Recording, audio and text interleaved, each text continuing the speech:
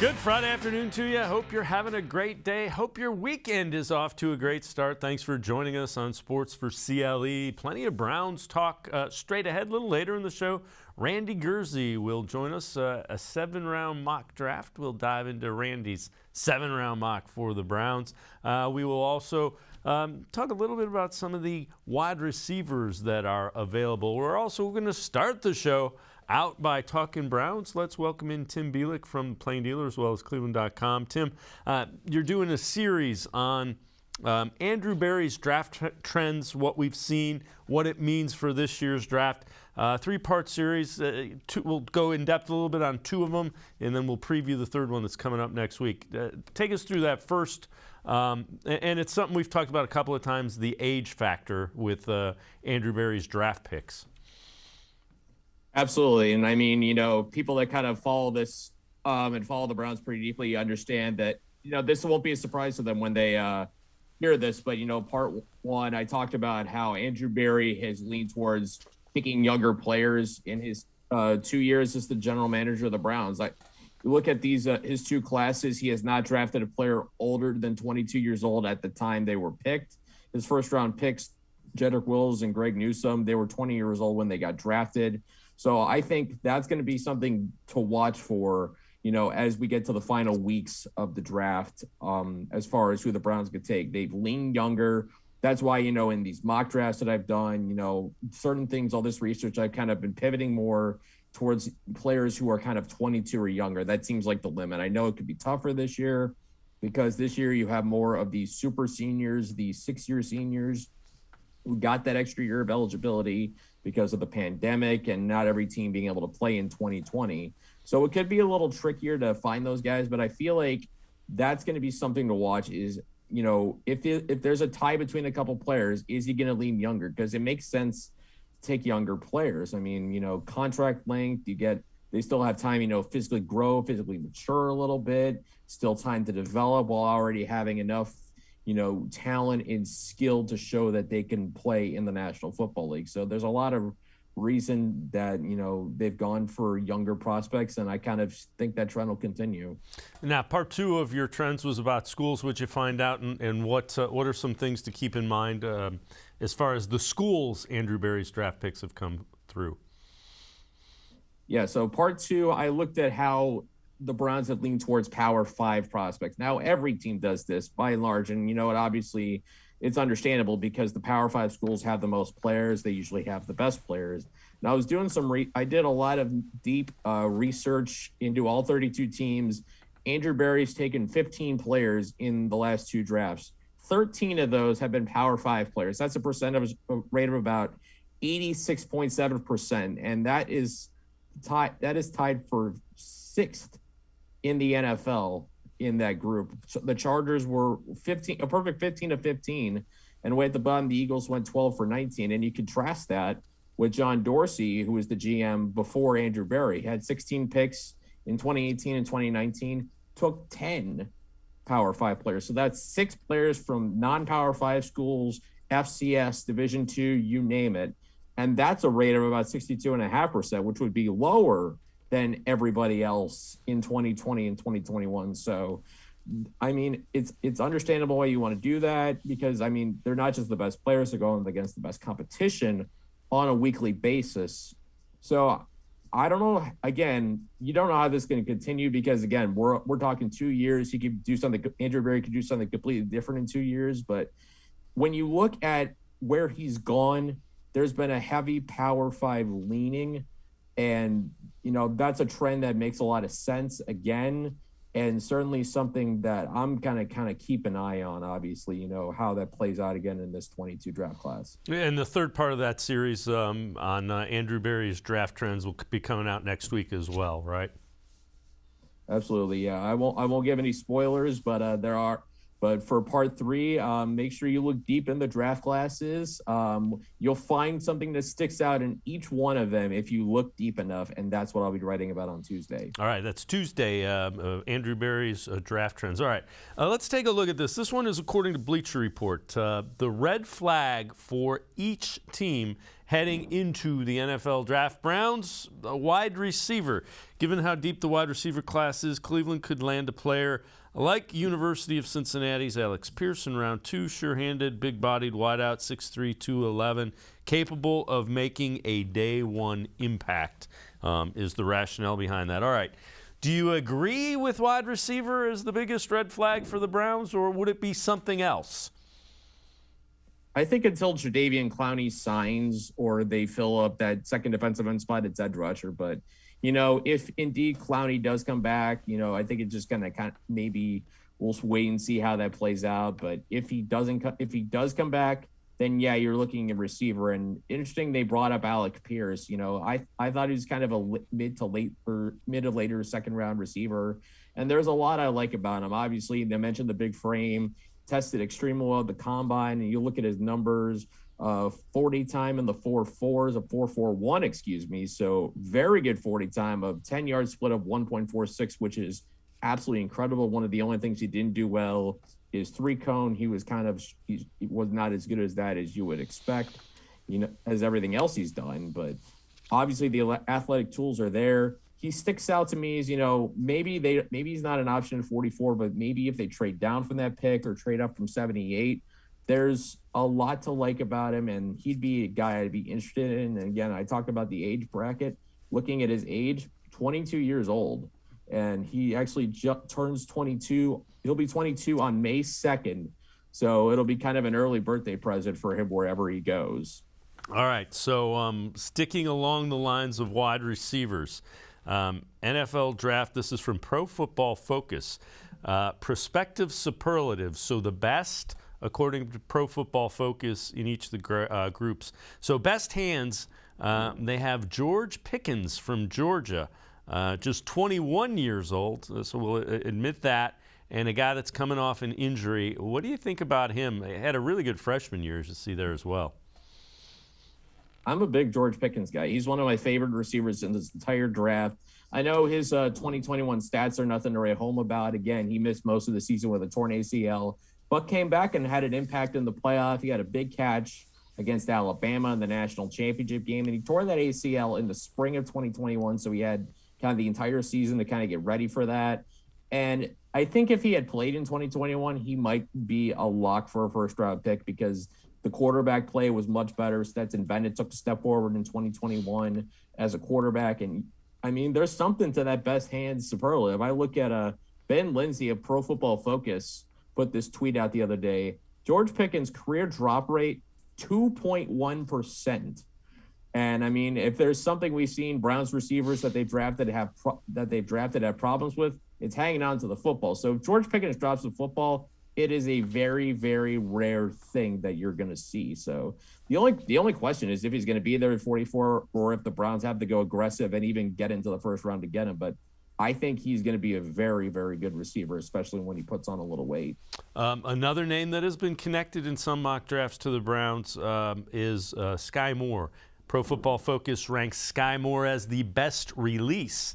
Now, he says they do mention level of competition, but 146 snaps last season, never was unable to get off the line of scrimmage. Moore has a little bit more elite thought in the athleticism department as well. He's a guy that the 3-cone drill was pretty good at the combine as well. Yeah, definitely. And I mean, that matters. I think that's, to go off into a very short tangent, that's a very underrated thing that doesn't get talked about enough when you talk about these draft prospects is 3-cone. And for a guy like Sky Moore, who's not very big, he's going to have to find other ways to separate. And if you're not tall, I think he's only about 5'9.5", you better be quick. And Sky Moore is quick. He knows how to separate. He knows how to get open, and he can do things with the ball in his hands. And he's a very fun player to watch in his highlight reel. I know, obviously, we just talked about, how the Browns have leaned heavily for Power 5 prospects, but I'm sure Andrew Berry knows, like any other GM, that the MAC produces very good players on a regular basis. I mean, you look at the Pittsburgh Steelers, they drafted 2 very good receivers out of the MAC, and Antonio Brown and Deontay Johnson. And that conference has produced some great players, so it's not going to be surprising if Sky Moore goes out and makes an impact in the NFL. And you talk about, best releases. That's the one thing you need to do as a receiver is create that initial separation and win your one-on-one battles. So it makes it harder for defenses to try and go man up, as we saw teams do against the Browns almost exclusively last year. Moore is also just 21 years old. All right, so another one in that group, and we picked guys that are in theory going to be available at 44. Christian Watson, 22 years old, freakiest athlete. Again, a non-power 5 guy, but does fit the age guardrail. And you see the numbers there. 18 reps at 225, 419 shuttle, 696 3-cone. So again, a guy that has the athleticism to thrive.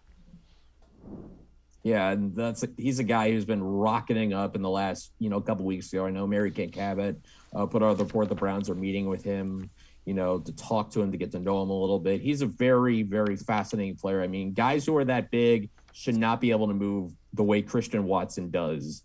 And I think there's a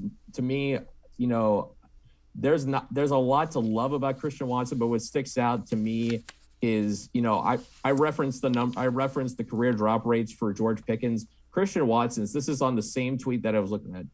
George Pickens was a 2.1, Christian Watson 12.7%. So it goes back to kind of what I was saying before about, the Browns and a history of guys who have had trouble being able to hold on to the football. That's a concern with Christian Watson. He's great when he has the ball in his hands, but if you're not able to catch the football on a consistent basis, you're not going to be able to show those other special gifts that you have as a receiver. So that's something he's really got to find a way to improve on if he's going to have success at the NFL level. Yeah, there's definitely a red flag with that drop rate. All right, Tim Bielik and I are going to step aside to a quick timeout. Other side of the break, we head to the voicemail of truth and reason. Somebody wants to know what we think the Browns will do with Denzel Ward. Straight ahead on Sports4CLE. Stay with us. Come back to go forward. Back to learning new things. Back to pursuing your dreams. Tri-C has flexible learning options to fit your life. And every year, more than 1,000 local companies provide Tri-C students with real-world learning. The right education can boost your lifetime earning power by hundreds of thousands of dollars. Start now with a college education you can afford. Tri-C, where futures begin. When it comes to selling you a mattress, most retailers are handing you a long line of extra steps that drive up costs and create confusion. At the Original Mattress Factory, we simplify the mattress shopping experience by building mattresses and box springs in our own local factories and selling them direct to you. It's short, sweet, and simply makes sense.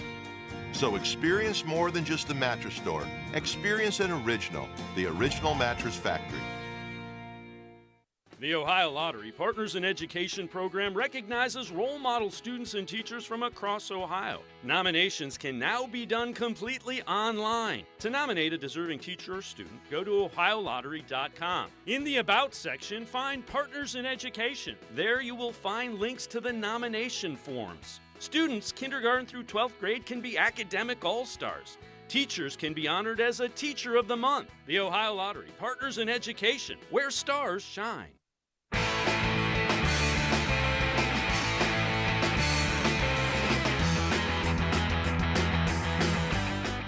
We continue talking Browns with Tim Bielik from the Playing Dealer and cleveland.com. Time to head to the voicemail of Truth and Reason. This one regarding Denzel Ward. Do you think that the Browns are willing to move off Denzel?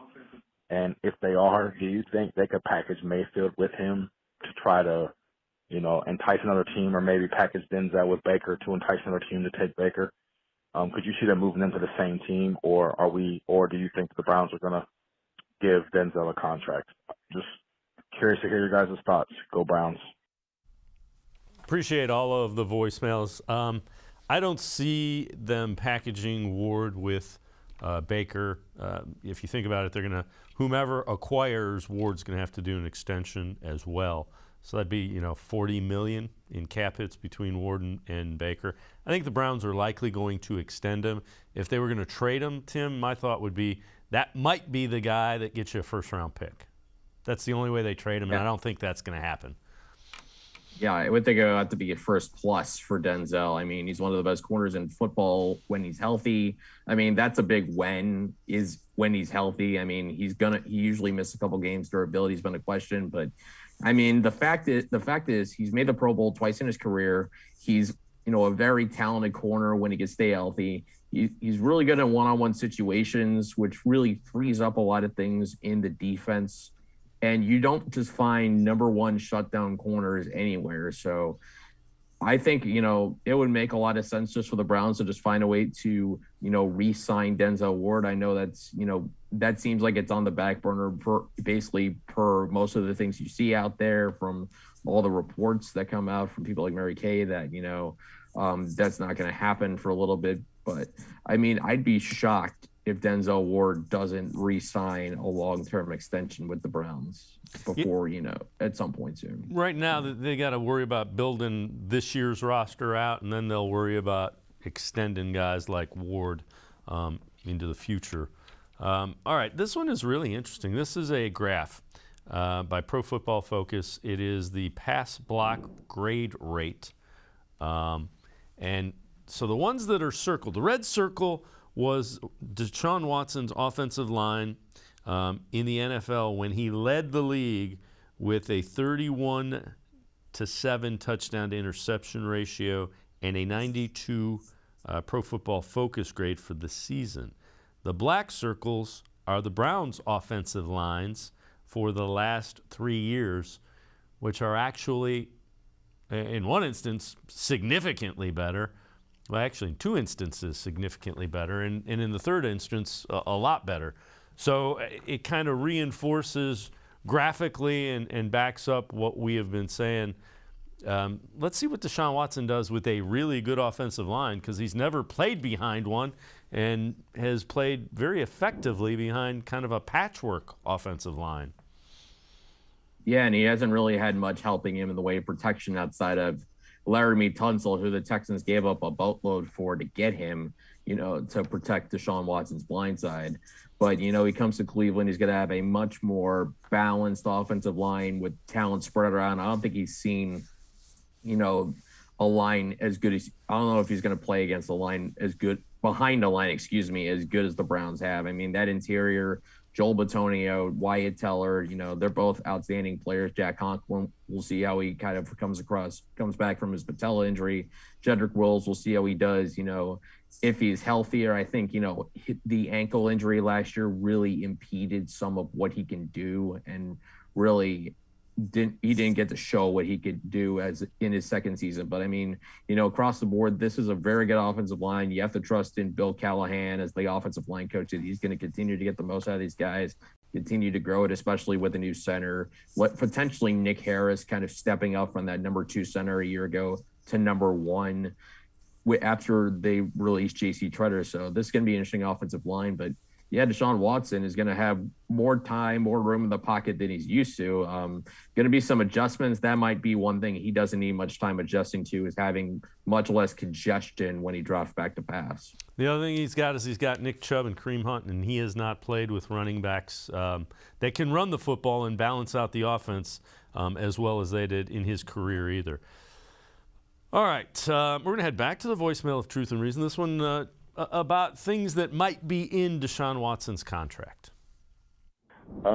This point with the Deshaun Watson signing, and that is, even though it is a guaranteed contract, are there any caveats in the contract or addendums that would allow the Browns to, void the contract if Deshaun is found guilty, either civilly or criminally, down the road of something that would be detrimental to the organization? So if you guys could address that, I'd appreciate it, and I'll be listening. Thanks.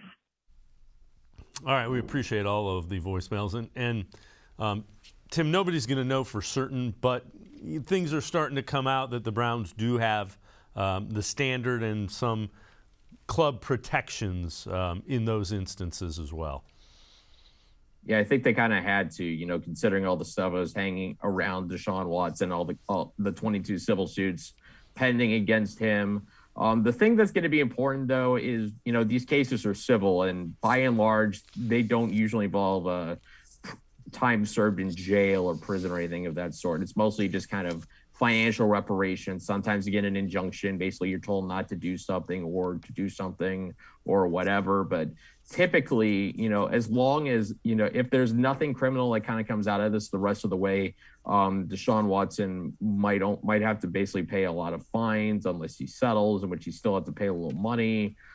Again, I'm not necessarily a legal expert, but I think obviously if you're the Browns, you have to protect yourself in case something else comes out that's criminal. We don't know what's going on with that. We just kind of have to let it all play out and see how this legal system continues.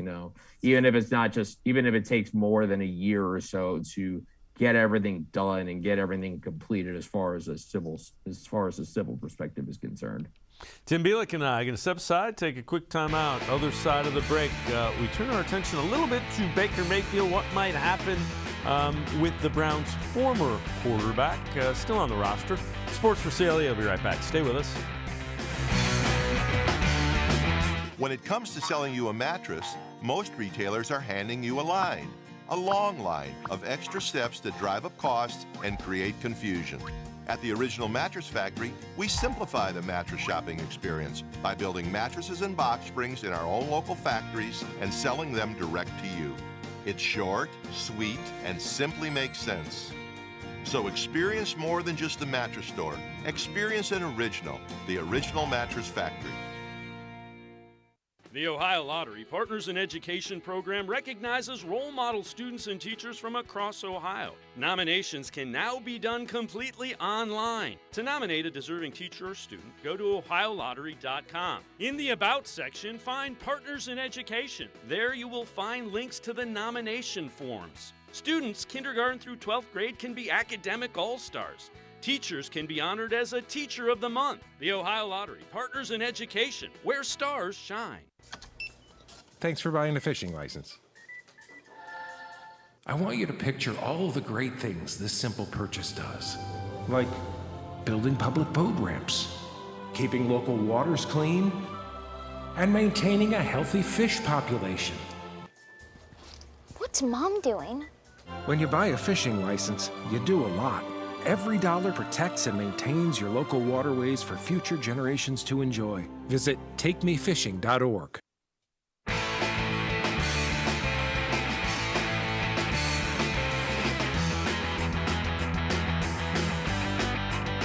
We continue talking Browns football with Tim Bielik from the Plain Dealer, cleveland.com. Skip Bayless has an idea of what the Browns should do with Baker Mayfield. Here is Bayless from FS1's Undisputed. So everybody knows that Cleveland is stuck. It's stuck. That they are. This is nothing but this is collateral damage of signing Deshaun. For plunging for Deshaun, you just have to accept. Well, there's collateral damage. We're just stuck, right? Because the whole world knows we got to get rid of Baker because we got to get him out of here. Right. He can't stay into the OTA period. And right? guess what? Baker money full of guarantees. So Baker say, I don't care what y'all do. Somebody is going to pay me $19 million. Okay. Is it going to be you or somebody else? Because I'm not restructuring jack. Okay, so I've used two recent hashtags. The first was hashtag cut Baker, and the second one the other night was hashtag please cut Baker, because I want to see them cut him so that he can pick and choose where he goes. Nah, Skip, that. And I believe there are destination teams out there who are sitting back right now thinking, we don't have to give him a 8th round draft pick, right? Exactly. like, what's the point? So, Tim, I don't see the value in cutting Mayfield. I wouldn't do it. But at some point, Andrew Berry may. I mean, there really is no value in cutting Baker other than just to get him away, just get him out of the building, make sure that keep him from being associated with your football team. But, I think obviously if the Browns cut him, they gain nothing for it. The salary's still on the books for, the 2022 salary cap. Obviously will come off for 2023. I mean, you look at this market for him, it's basically just the Seattle Seahawks, and we don't even know what it's going to be after the draft if the Seahawks are able to get a potential quarterback in the future to compete with Drew Lock, then that kind of takes all the options away for the Browns. But it seems like at the moment, obviously there's nowhere to go. It may potentially end with the Browns having to pay some of the Baker salary in a trade just to get rid of him, just to move him on, see whatever you can get. I think to me, the least likely thing that happens, in my own opinion, is they cut him. And the second least likely then is that they trade him without having to pay any salary. I feel like at the end of the day, you might have to pay a little bit of money, potentially a good portion of it, at least half, to get him away, to make him more attractive for somebody else, because you're talking a quarterback almost $19 million who we've seen his ceiling to an extent as a quarterback.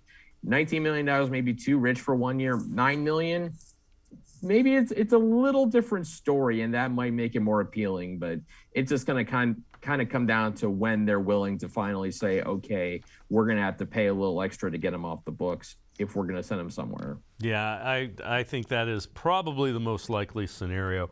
All right, let's head to the voicemail of Truth and Reason. This one also about Baker Mayfield. If it wasn't for Baker Mayfield, people wouldn't give one flip about what's going on with the Cleveland Browns. And you all laughing and ho, we got to get rid of him and all that. Why don't you think back just a little bit, okay?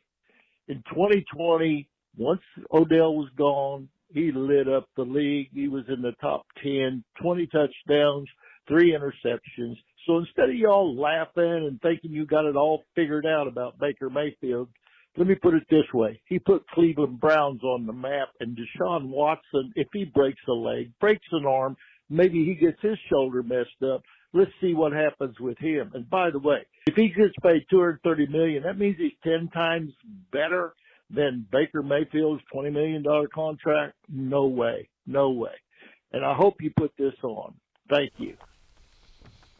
As always, we appreciate all of the voicemails and even Mr. Mayfield calling in to support Baker. Baker Mayfield is an NFL quarterback. He played well. He didn't put the Browns on the map, and Deshaun Watson is a clear upgrade. The $230 million is over 5 years, so it's not really 10 times. But other than that, Baker Mayfield has some supporters. I get it. But to say he put the team on the map, that's misguided by a lot. Yeah, I completely agree. The Browns, I mean, they may be in a smaller market, but they're in a lot of ways a bigger market franchise because they're just a name. You know, you go back to the history way back. That's why the Browns are still kind of prominent even through all the lean years they've had since coming back into the league in 1999. And I think with Baker, that's going to be the ultimate what if his shoulder didn't get messed up in week 2 against the Texans? What if he didn't have that, second setback in the shoulder where his performance really tailed off after that? What if all that stuff happened? We don't know how that all plays out. But again, I feel like, even at Baker's best, we kind of saw him in 2020, there's still kind of a ceiling where he could get a little better still, but we've seen Deshaun Watson, just absolutely be dominant with a 2020 supporting cast that, basically he was playing around an expansion team by and large. I mean, that 2020 team really had nothing around him, and he still put up outstanding numbers. And that team went 4-12. He gets some flack sometimes for being 4-12. If he wasn't there, I don't know if that team wins more than one game in 2020. That's how deprived that Houston Texans team was. And Deshaun Watson was what kept them, at least get them a couple games. He kept them in more games before they ended up losing down the stretch. So I think with Deshaun Watson, he's clearly one of the best quarterbacks. He's a clear upgrade. I've said this throughout the offseason that if you were going to move on from Baker, it had to be a clear upgrade, and Deshaun Watson is a clear upgrade. I agree wholeheartedly with that. All right, Tim Bielik and I are going to step aside, take one more time out. Other side of the break, Tim has done a 7-round mock draft. We'll dive into that. We'll also hear from one of the guys he thinks the Browns should pick. Sports4CLE. We'll be right back. Stay with us. Come back to go forward. Back to learning new things. Back to pursuing your dreams. Tri-C has flexible learning options to fit your life. And every year, more than 1,000 local companies provide Tri-C students with real-world learning. The right education can boost your lifetime earning power by hundreds of thousands of dollars. Start now with a college education you can afford. Tri-C, where futures begin. When it comes to selling you a mattress, most retailers are handing you a long line of extra steps that drive up costs and create confusion. At the Original Mattress Factory, we simplify the mattress shopping experience by building mattresses and box springs in our own local factories and selling them direct to you. It's short, sweet, and simply makes sense. So experience more than just the mattress store. Experience an original, the Original Mattress Factory. The Ohio Lottery Partners in Education program recognizes role model students and teachers from across Ohio. Nominations can now be done completely online. To nominate a deserving teacher or student, go to ohiolottery.com. In the About section, find Partners in Education. There you will find links to the nomination forms. Students kindergarten through 12th grade can be academic all-stars. Teachers can be honored as a Teacher of the Month. The Ohio Lottery Partners in Education, where stars shine.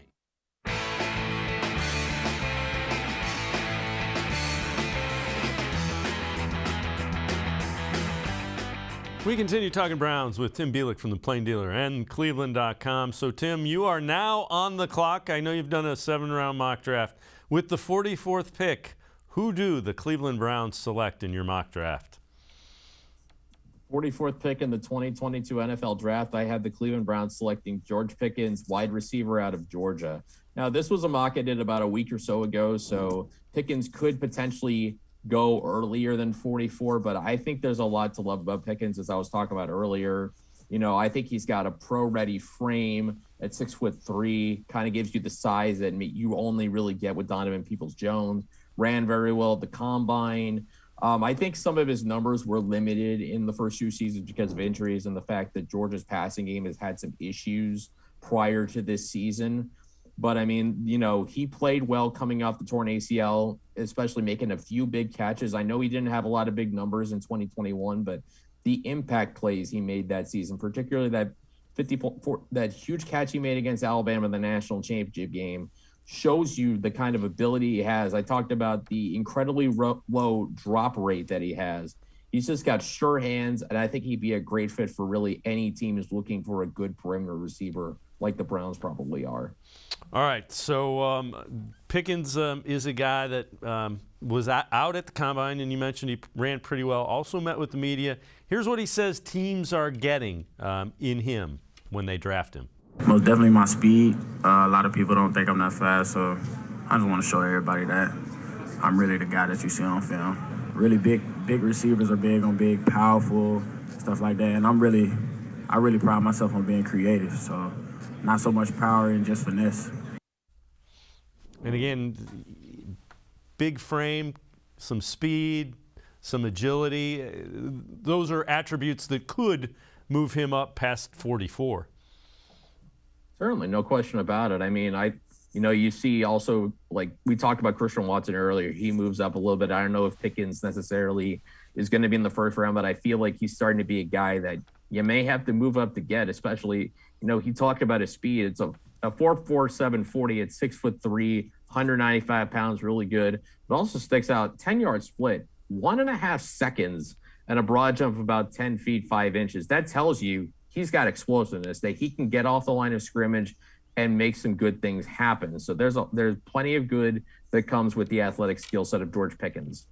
All right, so then in the third round you have him going edge rusher, the other area that is needed to be addressed. And you got Drake Jackson from USC. What do you like about him? You see 6'2" and a half, 254. What do you like about Jackson? I like, his physical build, that he's got plenty of great athletic tools to work with. He's got length, which you need at a defensive end. He's got plenty of good tools. His stats may not be elite, but I think, part of that goes to, kind of some up and down things going on with USC throughout his career. But Jackson is a guy that sticks out. he fits those two trends that I was talking about earlier, age and big school, and he's got some good numbers. I think if you're drafting an edge in the third round, like I had the Browns doing here, I basically said it's kind of a situation where if you expect Jadeveon Clowney to sign, if he is signed by the draft, then maybe you go for a guy who maybe needs a little more seasoning, like Drake Jackson does, but he's got a lot of fun tools to work with. Then supplementary pick in the third round, which is 99, so it's actually between the third and fourth. You go safety. What do you like about Cross? Nick Cross, he's been a guy that's flown up draft boards, since, what he did at the combine. Obviously, you look at that, a 4.36 40, a broad jump of almost 11 feet, put up very good numbers in Maryland. This was a pretty highly touted prospect when he came out of high school. I think he's a guy right now, if he slid to 99, it'd be kind of lucky if he does, because, he also ran a 3-cone time, I think, of sub 6.9, which shows he's got a lot of agility to work with. Again, a young player, and with young players, still room to develop. He's got great range already, and I think if the Browns are going to go for another safety, you would want to target a guy who's more of a center field safety. Not to say Cross can't be physical. He can hit. He's a very good tackler. He hits with some authority, but with the way Joe Woods wants to play defense, if he wants to go 3 safeties, especially if they don't bring back Ronnie Harrison, if they want to have competition if you want to have someone compete with Richard LeCount for that third starting job, maybe Cross gets into that range. And again, that deep center field range is something I think they should be looking for in a safety if that's where they want to go. You go offensive line in the fourth round with Rasheed Walker from Penn State. A little bit about him, and then we're going to get you got him drafting a kicker. We'll get to him, but tell me what you like about Walker from Penn State. Well, I know there could be some people saying, well, why are you taking an offensive line? The line said, and it's kind of my number one draft rule. No matter what, you pick an offensive lineman, you just do it. And that's where I think Rasheed Walker falls into place for me. Again, falls with the theme I've been talking about all day. Younger player, another highly touted prospect out of Penn State. He's got some very good tools to work with. I think at this point in the draft, when you're looking at fourth rounders, you're looking at tools. You're not necessarily looking at production. You can look at either athletic tools or production. You're usually only going to get one or the other at this spot. The top of the draft are basically both, but by this point you're going to have to kind of pick and choose. So I'm going with the tools player who's got size, he can move. It's just, I think he's got, another swing tackle potential, and you may have to prepare for life without Jack Conklin at the end of his contract, especially if you're not sure about the future of James Hudson at tackle. You just keep adding bodies to that offensive line with a guy like Rasheed Walker. Yeah, I'm with you. As soon as offensive linemen are like pitchers in baseball. When you think you got enough, you go get a couple more. And if you don't believe that, look at last year when the Browns were starting their fourth and fifth tackles at times. All right, now here's the kicker. You go with Cade York from LSU. What do you think of him? What do you like about him? How important? Why would you be willing to take a draft pick on Cade York? His leg is massive. And you look at what it says on the screen, 15 of 19 from 50 plus in his career. And, struggled a little bit, coming into LSU right away. But as his career continued, he got better. He got more consistent. And the game that sticks out to me, I think it was a 57-yarder that he hit in Florida. It was in the fog. It was the same game where Marco Wilson from Florida got the 15-yard penalty for throwing the shoe in the final minutes. That helped kind of set Cade York up for that field goal. But, he's got a monster leg. And I think if you're going to compete in this division with the kickers that are in this division, Evan McPherson in Cincinnati, Justin Tucker in Baltimore, to a lesser extent than those two, Chris Boswell from Pittsburgh, you got to have a kicker who can deliver. And I know Browns fans are, might be saying, well, why would you draft a kicker? They've already drafted 2 kickers. Well, you keep taking until you find them, because it's not just drafting kickers, drafting the right kicker. They took shots on Zane Gonzalez and Austin Cyber in the last 5 drafts. Those didn't work.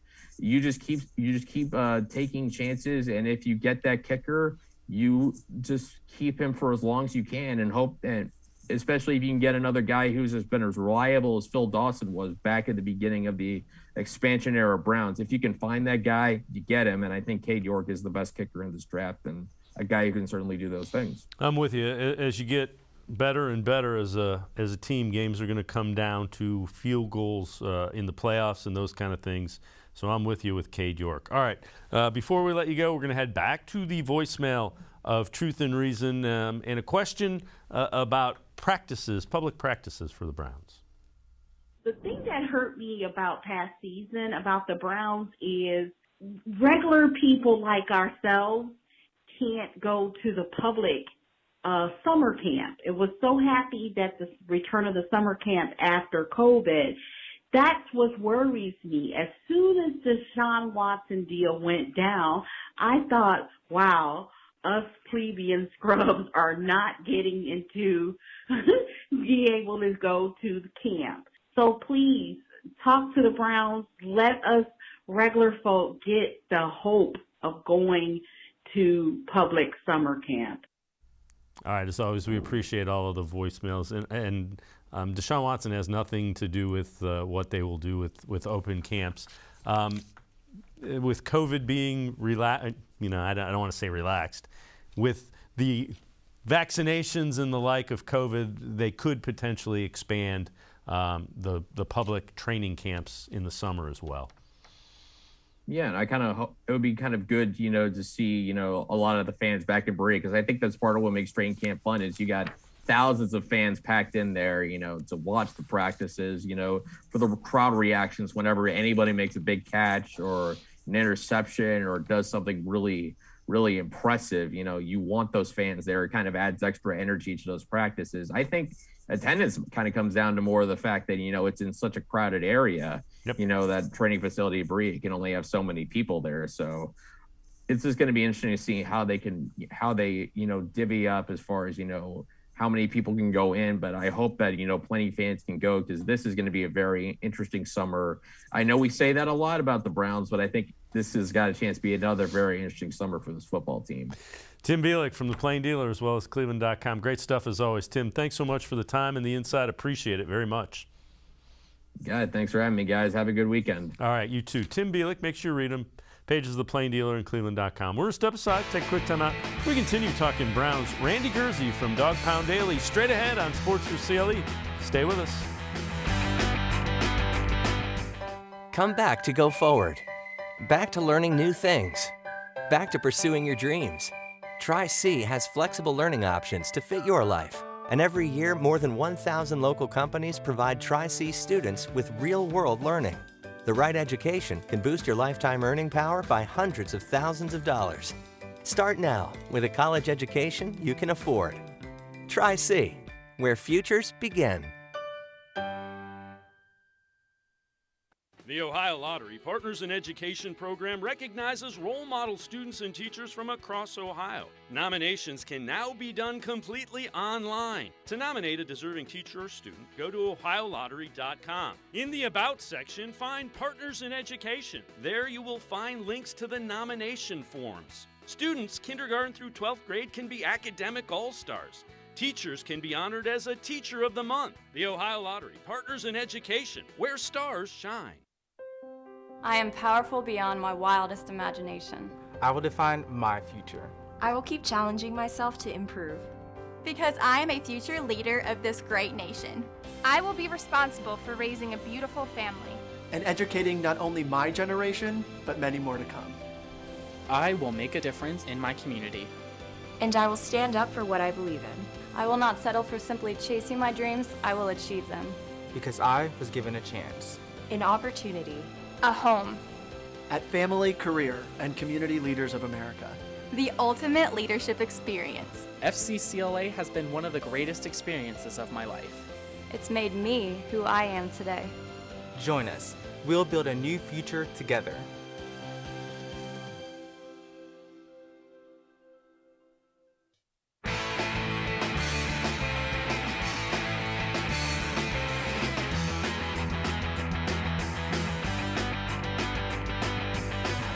We We continue talking Browns here on Sports for CLE. Let's welcome in Randy Gurzi, Dog Pound Daily, as well as the NFL Spin Zone. Randy, there was a trade with the Saints and the Eagles involving draft picks so the Saints could move up. How could that impact Baker Mayfield, do you think? I know you wrote an article about us. Take us through that. Yeah, I think the biggest thing is teams don't typically just, make a trade ahead of time like that to get they got the 16th and the 19th pick just to hope that somebody falls to them. I think they made that move with another move in mind, and they're probably going to try to jump up ahead of the Panthers, who have made it, it's the worst kept secret in the league that they like Kenny Pickett. So I could see the Saints jumping ahead of them to take Kenny Pickett. Panthers could turn around, take a Malik Willis or something like that, or they may decide to trade for Baker Mayfield. It could also open up the door for Seattle.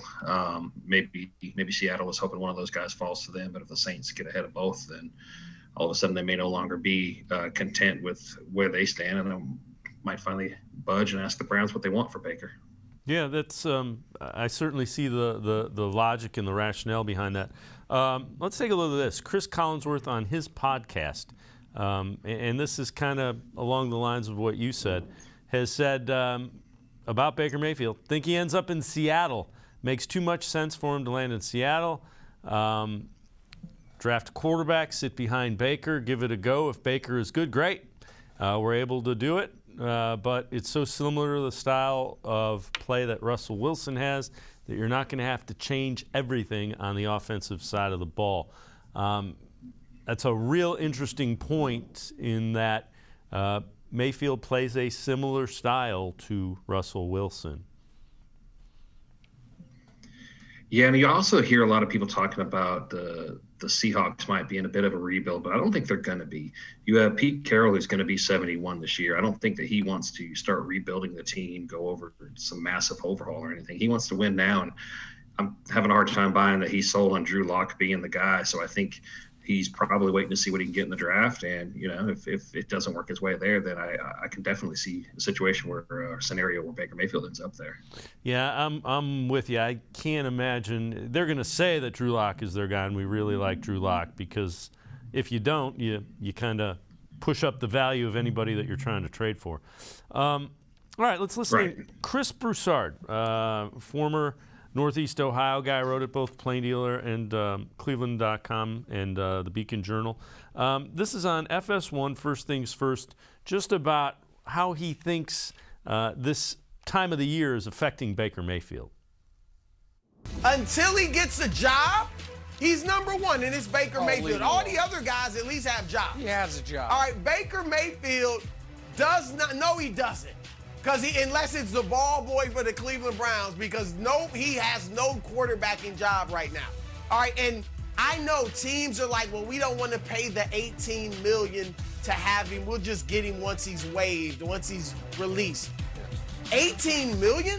What that tells me, Nick, and I know you don't want to hear this, teams don't have faith in him. They think we'll come and bring him in, see what he can do. But nobody's out there saying, this is our guy. We believe in him strongly, because $18 million ain't a lot to pay for a guy that you really think could be your franchise quarterback. Not to mention that injury to insult, he's still recovering from the shoulder injury. So Baker, it ain't good right now for him. And Randy, what I would say is he's too inconsistent for somebody to say, let's go get him. It's a good year, it's a really bad year. It's a great year, it's a really bad year. He hasn't been able to string together consistency, and that's what you want from a quarterback. Yeah, you want to know what you're going to get, and you're right. You don't know what you're going to get with Baker. I mean, history suggests he'll be really good this year, because it seems like the even number of years he does fine. He did fine in 2018. He did really good in 2020. So, hey, maybe he'll be good in 22. But I think Broussard hit it on the head when he's saying teams are basically saying they don't want to pay $18 million for a starting quarterback. And in today's NFL, $18 million isn't a lot for a starting quarterback. So I think he's right that this tells you what the rest of the NFL really thinks about Baker Mayfield right now. All right, let's change our focus a little bit. When you look at this Browns roster currently constructed, obviously there's the draft and a whole lot more work to do. What area of this roster concerns you the most? What area needs to be addressed? defensive tackle is the biggest one. I think they do need help at defensive end, but I still feel like Jadeveon Clowney, there's a pretty good chance he comes back. But right now, Taven Bryan is, he's not a terrible player, but right now he's kind of the lead guy on that defensive in the defensive tackle room, and that's not an ideal situation to be heading into the season with. So I think somebody like Akeem Hicks has been on their radar. Unless they just really see a huge leap from Jordan Elliott or Tommy Togiai, that's probably the area where they really need the most help. Yeah, and you can do it through some free agencies that are affordable, like you were mentioning, or the draft. We're going to step aside, take a quick time out. Speaking of the draft, Randy Gurzi has a 7-round mock draft that he's done for Dog Pound Daily. We will take a look at who he has the Browns selecting in their first few picks. Straight ahead on Sports4CLE. Stay with us.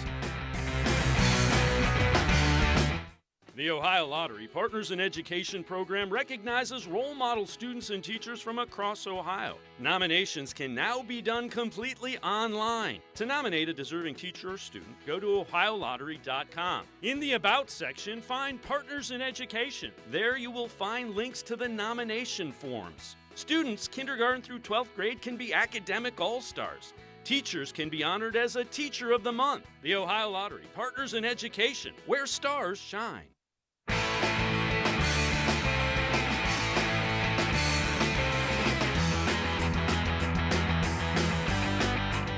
NFL draft only a few weeks away, so we're going to have another 7-round mock draft for the Browns. This one done by Randy Gurzi. Randy, 44th pick, the Browns select. Take it away. Who do you have them going with in your mock draft?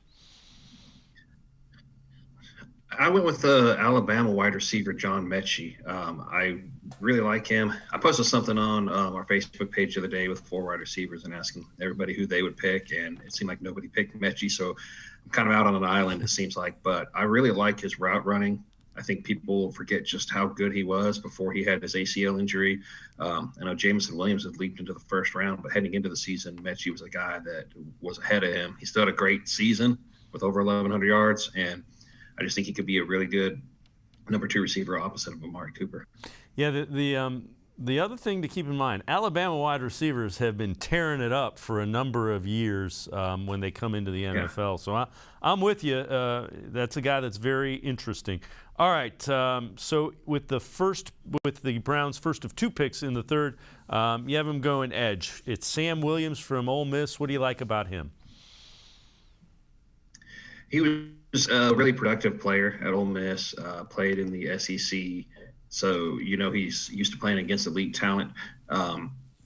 It's kind of hard in the third round. It's kind of you're not going to get a surefire thing when you start looking at defensive ends and stuff like that. But I think he's a guy that you could put him into that same kind of role that Tack McKinley was in. I don't think he could be the starter right away. But, if you've got Clowney back, I think Williams could play in that rotational role and give them a little something off the bench. All right, so with that compensatory third-round pick, so between the third and the fourth rounds, you go defensive tackle. Fedarian Mathis, another Alabama guy. What do you like about him? What do you see from him? He put up some pretty big numbers this last season. I think he had like 9.5 sacks was the number. He's not really a sack guy, I don't think, in the NFL. He's big. He's 6'10" or 6'4", 310 pounds. So he's kind of gives him that one technique. He can play next to Taven Bryan, who's more of a 3 technique. And I think after that, after you get out of the third round, it's really slim pickings for nose tackles. So I think you got to grab one of those first few picks. And I think if he does last that long, he's somebody that can come in and contribute right away. All right. And again, like you said, Alabama players. Yeah. They're always doing it. They're doing it in the NFL. So. All right, we're going to skip ahead to the final pick that you have the Browns making. You go kicker, Cameron Dicker, the kicker from Texas. What do you like about Dicker? He's just got a strong leg. He's very consistent. He doesn't miss very much. He had a few misses early in his career, but as once he got to his senior season, he started hitting a lot. He didn't get to kick a ton, but he, 206 out of 210 on extra points. So I think he's a guy that can come in, kind of solidify that position. I know they re-signed Chase McLaughlin, but I don't think that they're sold on him 100%. Yeah, I think that's lining up to be a battle with either a preferred kind of undrafted free agent or somebody they take like Dicker late in the draft. Randy, as always, man, great stuff. Appreciate the time and the insight. Randy Gurzi from Dog Pound Daily. Thanks so much. Thanks for having me. All right, Randy Gurzi, again, make sure you read him. Dog Pound Daily, also NFL Spin Zone. Each week, in conjunction with the Ohio Lottery Partners in Education program, we recognize a role model student from all across the state of Ohio. Today we head to Ravenna High School, where we meet Tyson Cruel. Tyson, a junior, is a guy that is a team-first player on the football field, as well as a guy that continues to work hard to get it done in the classroom. Tyson Cruel from Ravenna High School, this week's Ohio Lottery Partners in Education Shining Star.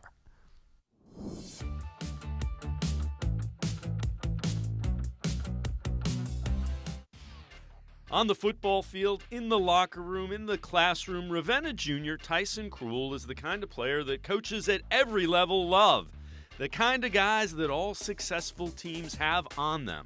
He's the kind of kid that in team sports, if you're not worried about who gets the credit, then he's the ultimate kid that I feel like he's not worried about getting the credit. He's worried about, being able to get the win for everybody, with regards to all the rest of the kids. So I think he puts, team first before himself, and not many kids do that anymore.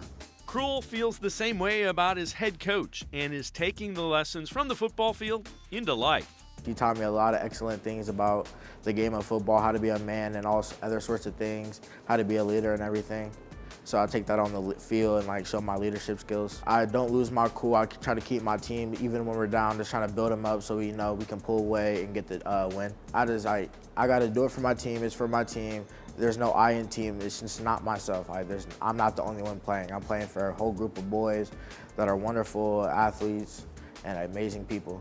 So I got to keep my composure for them and can't let them see me blow up, because that can all go down the drain. And I lose my cool, they can lose their cool, and the whole game could be for nothing.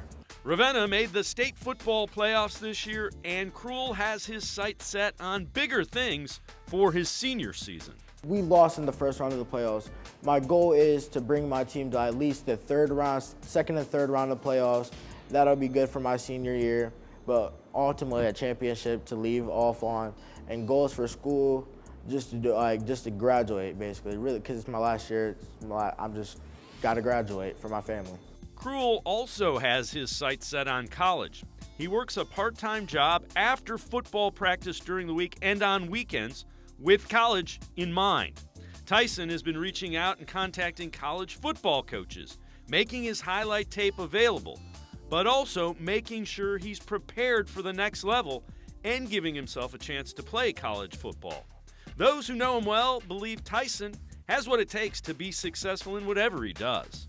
He's the kind of kid that makes an impression on you right off the bat.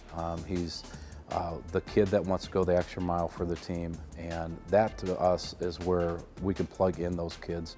Like I said, special teams, and he's always biting at the bit to get in and being ready to go. I've talked to a few JUCO colleges, and conversation goes, we talk about my highlights, talk about academics, where I would fit in, and basically all the necessities that I would need for college, like my test scores, stuff like that, my GPA, and everything like that. Cruel is a solid student who continues to work hard and improve academically.